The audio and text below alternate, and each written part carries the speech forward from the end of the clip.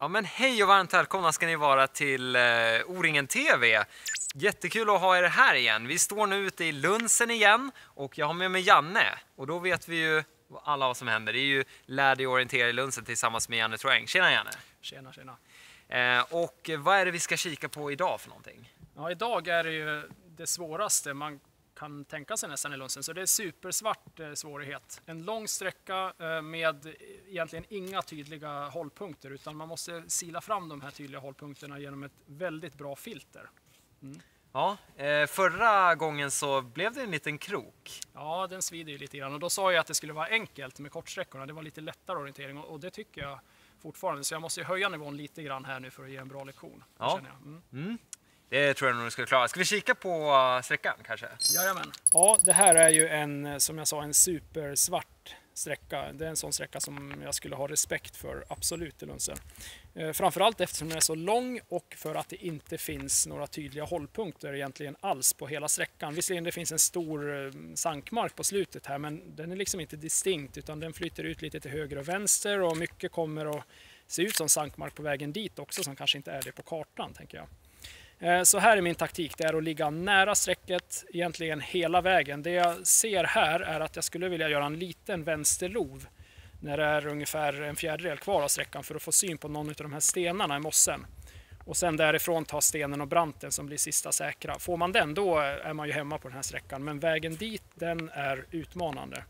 Och i början som sagt, först ska jag få höjden och branten här på andra sidan sankmarken och sen så fortsätter jag på höjdpartierna och ligger på sträcket och fram till stora sankmarken. Men här gäller det att hålla i, så jag är lite nervös nästan inför den här performancen. Ja, men vad bra. Då har vi fått se sträckan. Och ja, här har vi faktiskt starten. Så det är bara att köra. Ja, det är bara att köra. Tack ska du ha.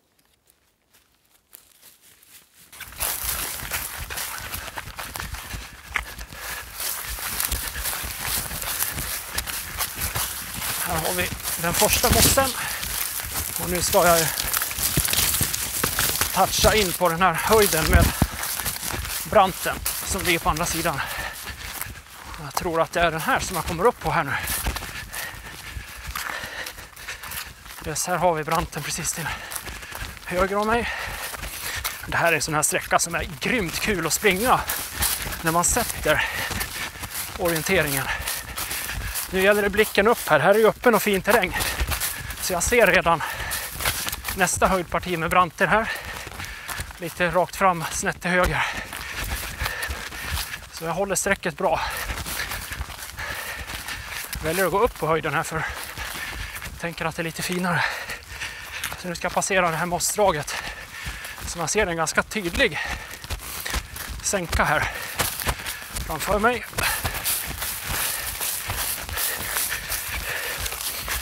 Nu är det viktigt att komma upp på rätt höjdparti här. Det är typ ett sådant här ställe där man kan göra ett parallellfel för att man inte är tillräckligt noggrann när man går ur det här mossstråket. Nu kommer jag komma in i ett lite flackare parti utan detaljer.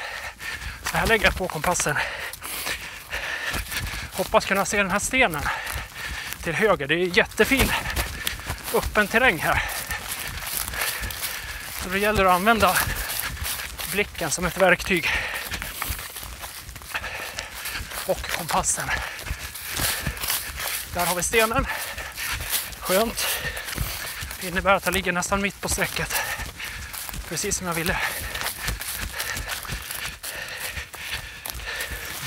Nu kommer jag ju närmare med den här stora sankmarken. Och dessutom veta var det måste jag går in i. Det är nästan så att jag ligger så långt till höger att jag riskerar att inte se den där stenen. Jag ser något stenaktigt eller brantaktigt där borta. Jag fattar inte riktigt vad det är.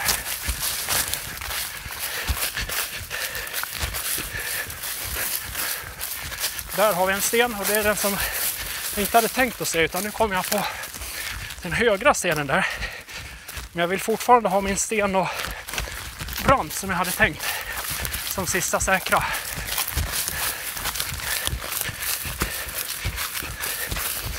Nu läser jag lite grann på mossen här. Det är inte alls stor skillnad på sankmark och vit skog i den här delen av Lunsen. Det här är en sankmark, tror jag i alla fall. Så det innebär att gå över den här nästa höjden så vill jag ha mitt riktmärke, min sista säkra, stenen och branten. Här har vi faktiskt stenen under det här trädet här. Inte lätt att se. Och så är det branten här precis nedanför. Nu blir jag lite osäker ändå. Men det här ska stämma. Här har vi det här lilla mossstråket.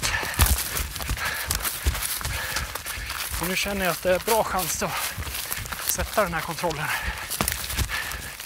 Här har vi den avlånga punkthöjden. Yes! Jag är nöjd med. Ja, men det där gick ju fint. Vilken härlig sträcka måste jag säga. Ja, den var grymt fin. Det var nog den bästa hittills i den här serien, tror jag. Ja, jag skulle nog också säga det. Var väldigt öppet, fint och lurigt också då. Ja, precis. Den hade alla ingredienser, kan man säga. Ja, just det. Ta oss igenom den. Hur gick det? Ja, det gick väldigt bra i början tycker jag. Jag hamnade ju precis under strecket, precis som jag hade tänkt då. Branten, nästa höjd med branterna. Och sen så fick jag dessutom den här stenen efter halva sträckan. Det kändes lite som en bonus nästan. För den hade jag inte tagit ut som en hållpunkt, men jag läste ändå av den. Men det var egentligen där blev det ett litet krångel, för då jag tyckte nog att jag var lite mer hemma än vad jag egentligen var då. Och så gled jag iväg lite höger och fick inte de här två stenarna till vänster som jag egentligen hade siktat in mig på då. Men så, då fick jag syn på stenen till höger, inte den här gruppen av stenar, triangeln före, men i alla fall stenen efter. Och då bestämde jag att ja, men jag fortsätter hålla på min plan och ta stenen branten som sista säkra då. Så då vek jag upp ganska mycket vänster. Så, ja, och fick den. Men ändå var jag inte säker. När jag kom upp på höjden där så tänkte jag, är det här verkligen rätt? För jag såg liksom inte den här lilla avlånga hjälpkurvshöjden. Och då fick jag backa. Jo, men det var ändå, jag var 100 på att det där var stenen och branten. Och då kunde jag fortsätta in. Men det där är en sån, är man inte säker på det, ja, men då kan det ju bli stora bommar. Alltså. Ja. Lita på sig själv och verkligen vara noggrann med läsningen där då. Ja. Sen tror jag det finns en poäng här, man kan ju springa och njuta lite grann. För när man får detaljerna här och känner att man ligger med i flytet och orientering, så är det ju grymt kul att springa på en sån här sträcka. Ja, det är ju det. Det är ju verkligen, och det där flytet, det är riktigt roligt. Ja, men det var ju en fantastiskt kul sträcka du har visat för oss den här veckan, och då får jag ju bara tacka dig för det. Ja, tack så mycket Simon.